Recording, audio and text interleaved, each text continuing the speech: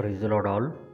ఈరోజు మనం ఆదికాండం 12వ అధ్యాయము 2వ వచనాన్ని ధ్యానించుకుందాం. నిన్ను గొప్ప జనముగా చేసి నిన్ను ఆశీర్వదించి నీ నామమును గొప్ప చేయుదును, నీవు ఆశీర్వాదముగా నొందువు.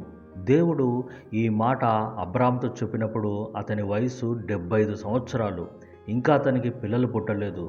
దేవుడు ముందుగా ఎక్కడికి వెళ్ళాలో చెప్పలేదు, కానీ నీ తండ్రి దేశము విడిచి నేను చూపించు దేశమునకు వెళ్ళు అని చెప్పాడు.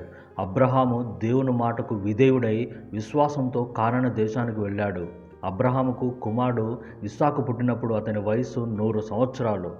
అబ్రహాము బ్రతికిన సంవత్సరంలో 175 సంవత్సరాలు. దేవుడు అతన్ని అన్ని విషయాలు ఆశీర్వదించాడు.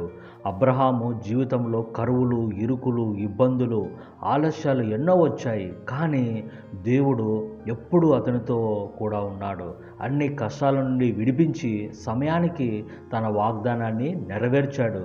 ఈరోజు మన జీవితాల్లో కూడా మనం అనుదినం వాక్యాన్ని ధ్యానిస్తున్నా, ప్రార్థిస్తున్నా, కానీ ఇంకా ఎందుకు ఈ ఇరుకులు, ఇబ్బందులు, ఆలస్యాలు, చింతలు, బాధలు, భయాలు అని దేవుడు ఎప్పుడు నాకు విడుదల ఇస్తాడు అని ఎదురు చూస్తున్నాం.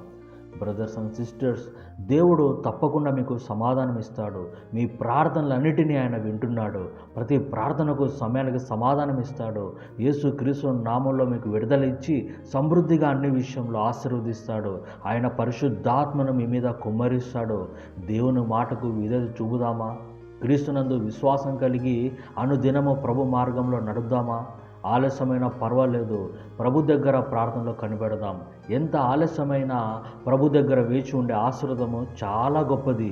దేవుని మాటకు విధేయత చూపినప్పుడు ఆలస్యమైన చివరికి ఎంతో గొప్ప ఆశీర్వాదం వస్తుంది.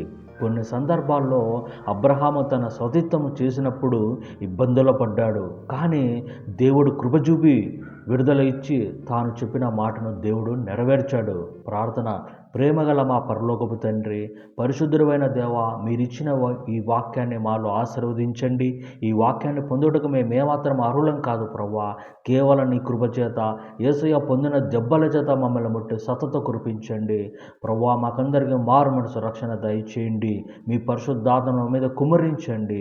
మీ ఆశీర్వాదాలు నడిచే కృపాధన్యత మాకందరికీ దయచేయమని నజరేయుడైన యేసుక్రీస్తు ప్రభు నామములో ప్రార్థించి వేడుకుంటున్నాము తండ్రి. ఆమేన్.